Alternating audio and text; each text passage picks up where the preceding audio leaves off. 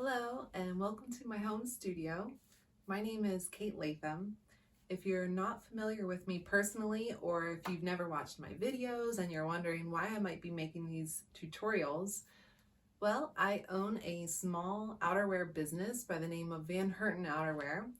I also teach in a fashion design department from the university that I actually graduated from, and these techniques are the same techniques that we use in these college courses. If you're interested in this book or would like to have a resource of your own to refer to, this book is amazing. It's huge and full of information. Again, it's a pattern making book by Helen Joseph-Armstrong. We use it at the Virginia Commonwealth University Fashion Design Department, and I can't recommend it enough. I'll provide a link in the description below so you can find it easily.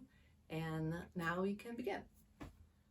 So this tutorial is going to expand on a previous video done about a straightforward sleeve pattern. No bells or whistles or frills, no fitting elements such as a dart at the elbow, but that is what we're going to do today. We're going to add an elbow dart and we're going to shift the angle of the wrist.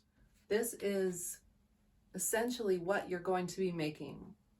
A sloper for a tailored sleeve, a tailored jacket sleeve, more fitted and more curved for the comfort of the wearer.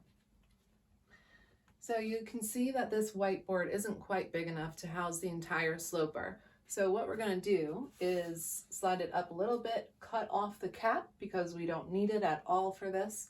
We're just going to be working with the lower part of this sleeve. You'll notice that this sloper is made out of a single layer of oak tag.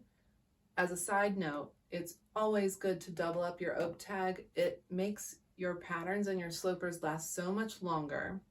And remember, your slopers or your masters, they do not have any seam allowance.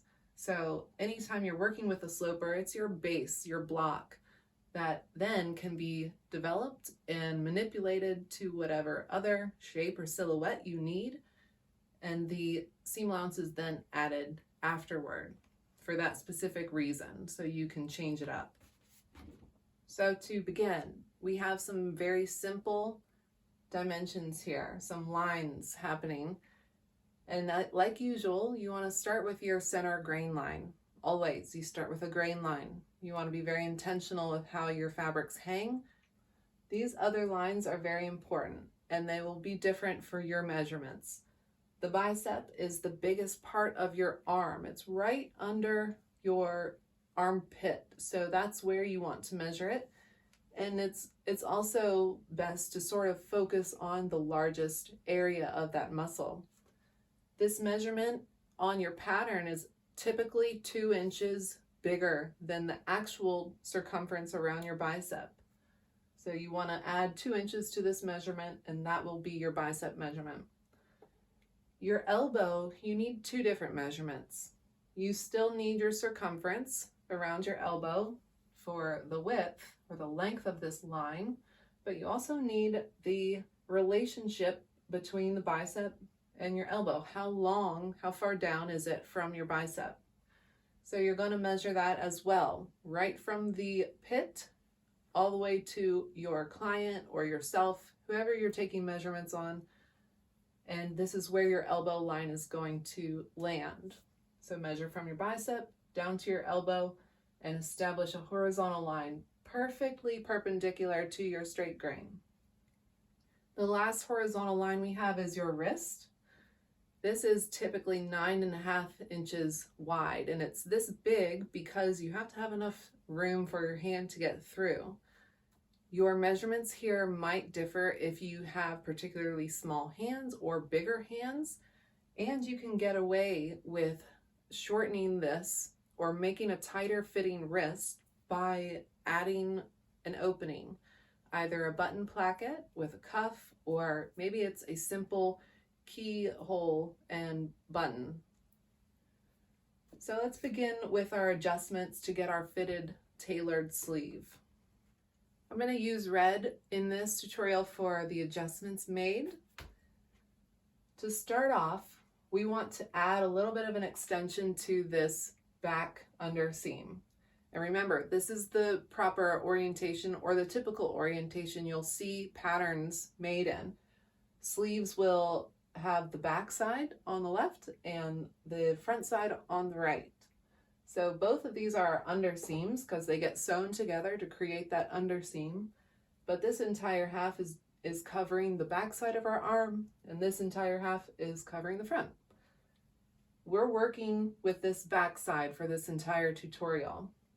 Other than the wrist, we move it over here a little bit at the end, but mostly on this back area. So for this extension over here, we need to add a little bit of room to the overall circumference of this sleeve, just a little bit, to accommodate for this fit that we're creating at the elbow. And to do this, it's very simple. You're going to travel on this elbow line outside of the sleeve pattern for 1/4 of an inch. So you'll make a little dot 1/4 of an inch away from this back underseam, and we want to blend it right back into our underarm point. So the very top of your underseam. So it's not a full parallel extension. It's just creating some extra space right at the elbow. So that's why we're blending it right back into the top. Now, this is going to act as our top dart leg for our elbow dart. Your elbow line will act as your top dart leg. To find our dart, this is a very simple one. So we want to travel along this elbow line and place a cross mark right in the center of this dimension from, let's call it from A to B. What do we have from A to B? And we're just going to use half of that dimension. So 5.5 is going to give me 2 3/4. So I'll establish another cross mark telling me where my vanishing point for my dart needs to land. So I have it here. This will be the new vanishing point. And now we need to create another leg for our dart. And this is simple. It's the same measurement across the board for any sleeve. If you're working with something that is super oversized, then maybe you'll have to make some adjustments, but this measurement works for everything. So 1 inch. 1 inch is what you're dropping. You want to travel down this line 1 inch.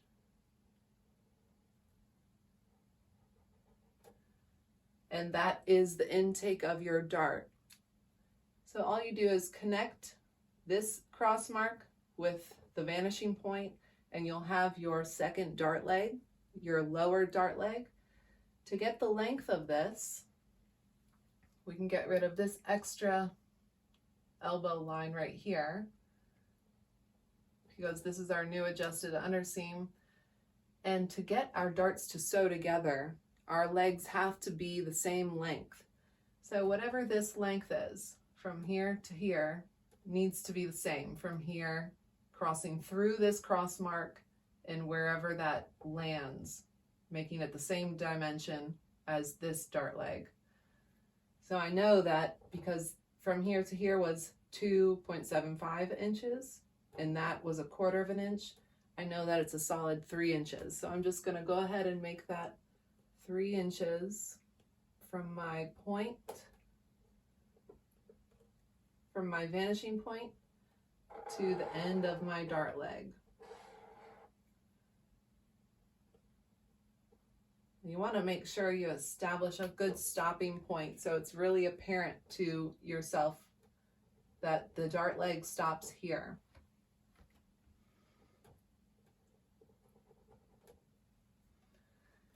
Now, how do we find the rest of this line, the remainder of your undersleeve? It's going to come at a little bit of an angle here. This is also a universal measurement. It's going to work for every sleeve. All you do is come in 3/4 of an inch here, create a cross mark, and you want to connect this point with this point, and it needs to equal this length. So let's make some new points just so it's very clear. From this point, the original underseam, that was this lower underseam underneath this elbow line, we need the length of that. So let's call this C and D. That length is going to transfer over to our new line. So we have that same exact length. So let's see how much we have. From C to D is 8 3/4. I'm going to apply that now to this new line, making sure that I cross through this point. And let's call this E. I want to cross through E to create my new underseam.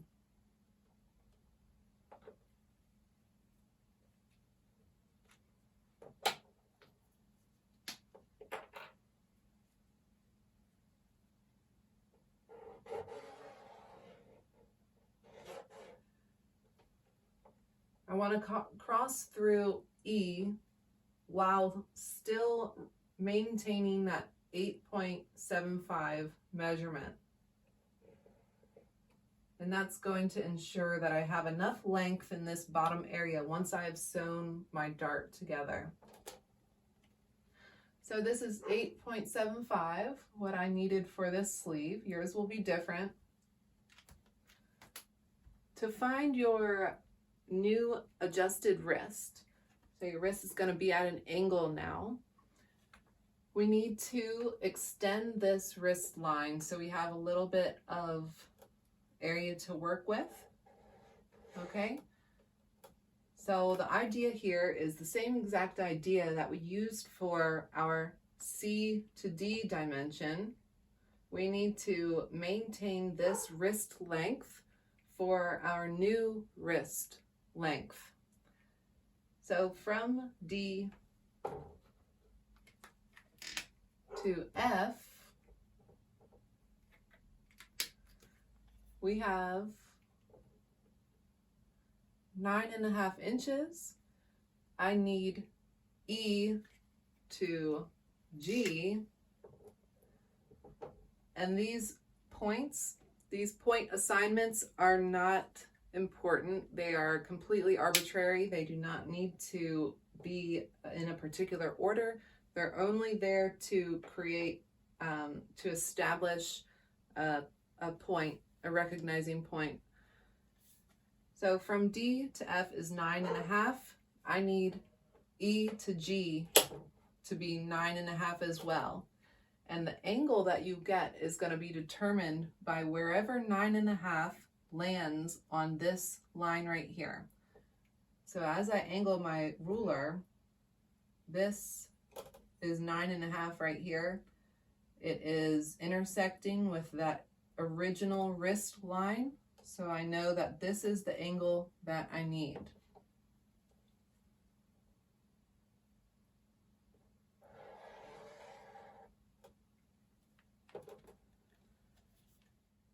All right, the last line that we need to finish is our front underseam. So this bottom area right here, we're going to take our new point over here and blend it right back into our original underseam, right where the elbow intersects with it. This can start out as a straight line, but ultimately you want it to have a slight curve to it. So you can use a French curve. This is very helpful, but it is going to be a very subtle curve. You can pretty much do this freestyle if you're good with details like that. I'm going to use French curve to show you exactly how subtle it is.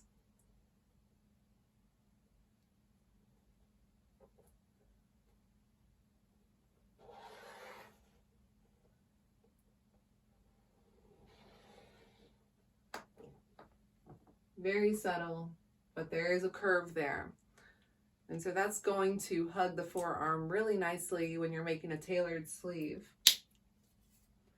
So this is your transformation from a standard straightforward sleeve pattern to a fitted tailored sleeve using this dart.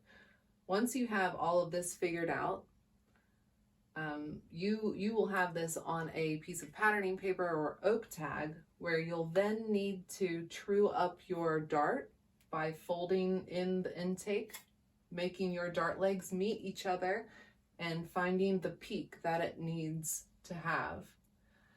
So remember, with darts and the excess or the intake of them, when you have a horizontal dart, they always go towards the center of the body, and same for vertical darts. You press the interior, the excess on the inside of your garment, toward the center of the body.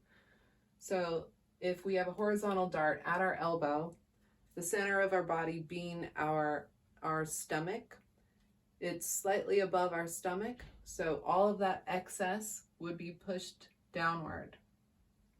Once you have that folded together in paper and the excess pushed in the correct way, it has to be in the correct way or else it will give you wrong information. Once you have that folded, you can then find the exact peak that it needs once it gets sewn together. Okay, that's everything. As I said before, if you're looking for that initial video, how to draft your sleeve from scratch, you'll find that video link in the description. And I wish you good luck on your sleeve patterning.